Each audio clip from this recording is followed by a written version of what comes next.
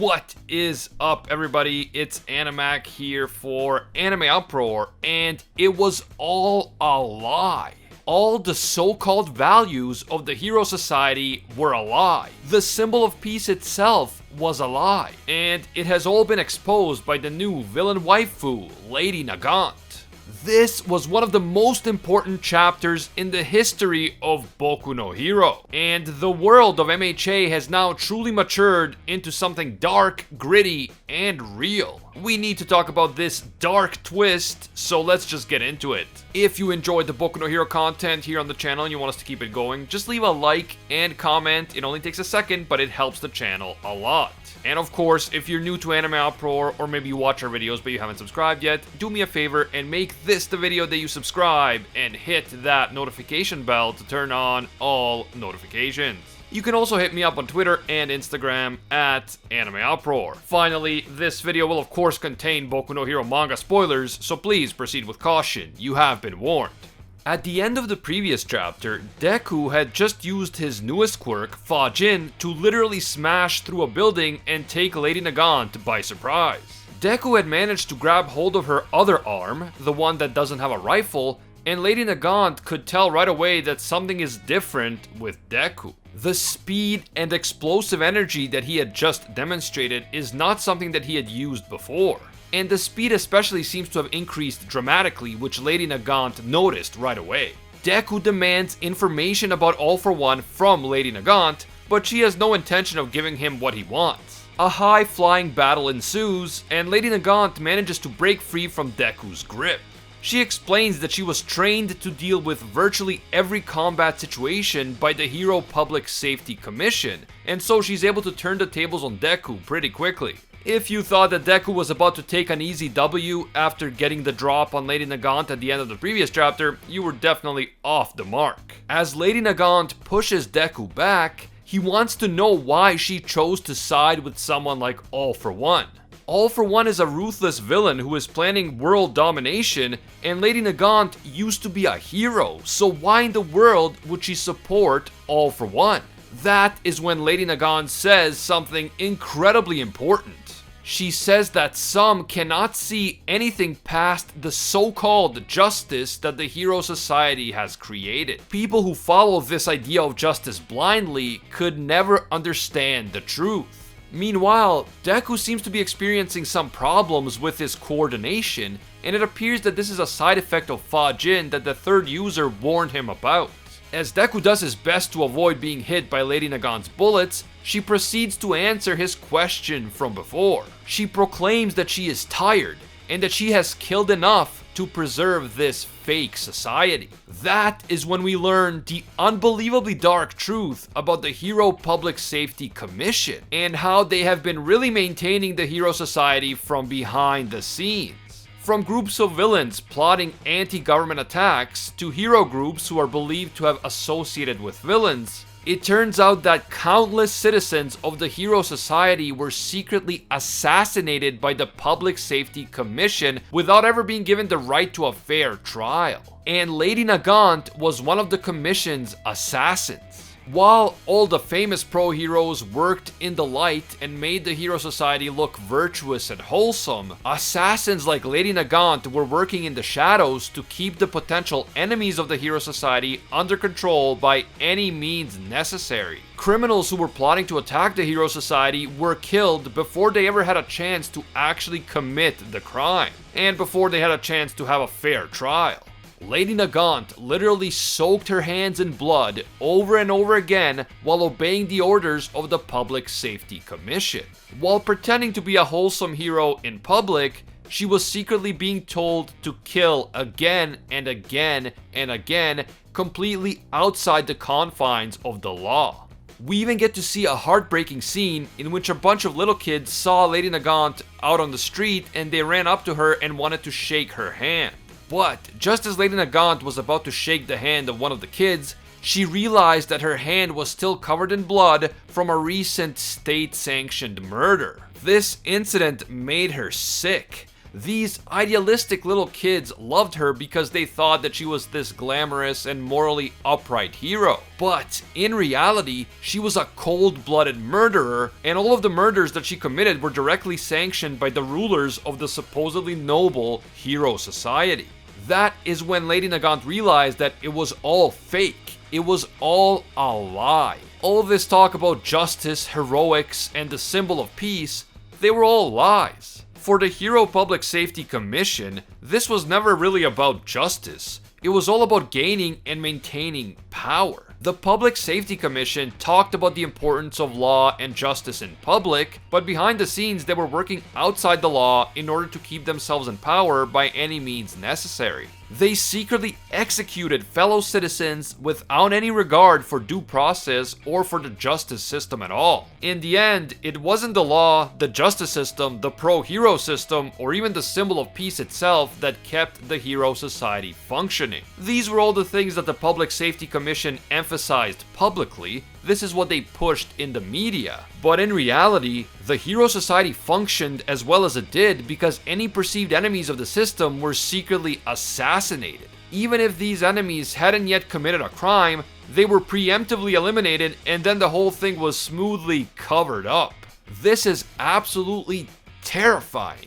At one point, the chairman of the Public Safety Commission ordered Lady Nagant to kill 2 fellow heroes because they were allegedly provoking civilians into committing crimes and then capturing them as criminals in order to claim rewards. Now, if they were really doing this, it is obviously a crime, but to straight up execute them and make them disappear without any trial or due process is absolutely outrageous. That is not justice by any stretch of the imagination. Lady Nagant actually pushes back on this. She asks the chairman how killing these fellow heroes would make society better. And she suggests that doing stuff like this behind the scenes while portraying a clean and pure image to the public is basically brainwashing. The chairman simply says that doing what she does is necessary in order to maintain the hope that the more public pro-heroes have instilled in the public. And he then straight up threatens her, implying that if she refuses to do this and tries to resign, then the commission will make her disappear. This definitely makes sense from their perspective because she clearly knows way too much, but for Lady Nagant, this really drives home the true, terrifying nature of the hero society. Lady Nagant then tells the chairman that she respects him before she goes on to shoot him and presumably kill him. When Deku hears this, he realizes that the public was lied to. The death of the chairman was reported completely differently in the media because the Public Safety Commission insisted on protecting their false public image. And so they didn't want anyone to know that there were internal disputes happening within the commission itself. Lady Nagant then explains that the hero society is actually weak and fragile, and it lures in idealistic kids with false promises of a bright future, and then it turns them into monsters. Lady Nagant herself was taken in by the Public Safety Commission when she was just a child, and she was then lied to and brainwashed until she became the Commission's personal killing machine. Compared to that, even a future where All For One was in complete control would be more honest, because at least then everyone would know where they stand.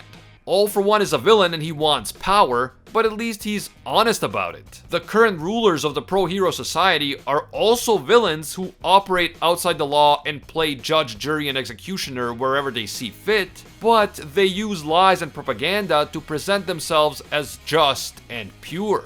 Wow, this is an absolutely massive revelation. Before Lady Nagant's backstory, we knew that Hawks was taken in by the Public Safety Commission as a child, and we knew that they made him do some highly questionable things. For instance, they ordered him to infiltrate the League of Villains, essentially forcing him to live a dangerous double life. And they also ordered him to straight up kill villains like twice if he found himself in a situation where that was the best course of action. But while all of this wasn't exactly ethical, it was still understandable from a law enforcement perspective.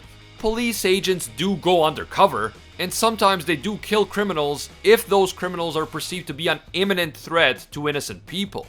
But killing people before they even committed a crime, or killing pro-heroes because they are suspected of shady dealings without any due process, is completely out of the realm of acceptability. This is a flagrant abuse of power, And if this is what the Pro Hero Safety Commission does, then there is no difference between them and the villains. They themselves are the villains, and Lady Nagant was able to see that, and she simply couldn't take it anymore.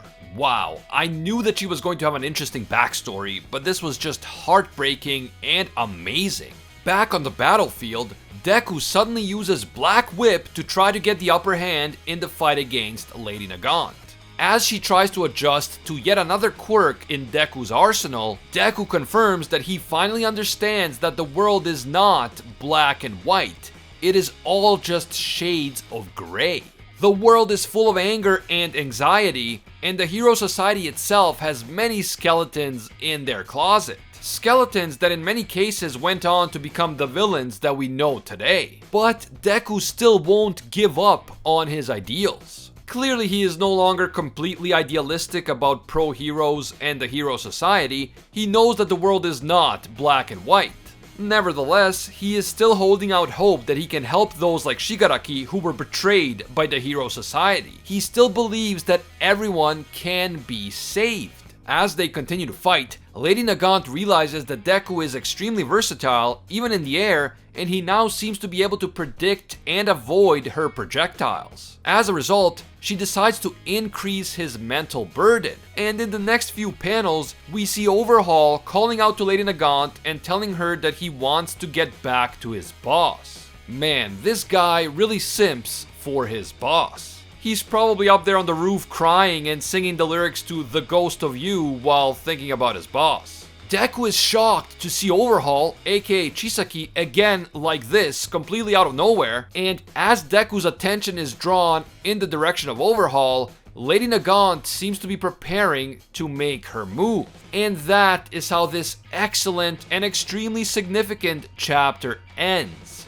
This was an absolutely huge reveal, and I cannot overstate the importance of this chapter. Up to this point, we've seen that the world of MHA has been getting progressively darker and grittier. But what we saw in this chapter was closer to something you would see in The Boys than something you would see in a traditional superhero story. It's not just the villains who are doing genuinely terrible things anymore. The very heart of the Hero Society, the top leadership of the Hero Public Safety Commission, are actual villains themselves. I mean, think about it. They are recruiting young and impressionable children and then brainwashing them into becoming ruthless killers. These killers are then ordered to make potential enemies of the commission disappear without a trial or due process. It's the kind of thing you'd expect to happen in the most brutal authoritarian dictatorships, and yet it's happening in the supposedly noble and virtuous Hero Society. This is a very dark turn that I wasn't necessarily expecting, at least not so suddenly, but at the same time I absolutely loved it. Deku will now be forced to confront his idealism head on, and he will have to come to terms with the cruel reality of the Hero Society. And this chapter really made me feel for Lady Nagant. Can you blame her for becoming a villain after everything that was done to her? She was recruited at a very young and vulnerable age, and she was manipulated into being an assassin for the government. She was ordered to do terrible and clearly illegal things, and if she refused to do something, it was implied that she herself would be the next one to disappear. To her credit, at one point she decided that enough is enough. That scene with the children and the blood on her hands was especially heartbreaking, and it showcased so perfectly the tension between the false public image of the Hero Society and the cruel reality of what was happening behind the scenes. Instead of continuing to be controlled and manipulated by the commission chairman, Lady Nagant made him pay for his crimes, and then she chose her own path. Now, of course, serving All for One may not be the wisest path to follow, but it's already pretty clear that Lady Nagant doesn't feel any loyalty to All for One. It is quite possible that she will turn against him at some point in the future. Lady Nagant clearly does have a moral compass despite her dark past, and I don't really think that All for One does have a moral compass at all. So I think that the two of them are bound to clash eventually. Definitely let me know what you guys think. Did you love this chapter as much as I did? And what did you think about this crazy reveal surrounding the Hero Public Safety Commission? How do you think that Deku and the other pro heroes are going to handle this explosive information? Deku especially is gonna have to come to terms with the fact that this hero society that he idolized for so long was a big giant lie. On top of that, do you think that sometime in the future Lady Nagant might switch sides and turn on All For One? Let me know down below. If you enjoyed this video and you want to see more Boku no Hero content here on the channel, please leave a like. It only takes a second, but it helps a lot.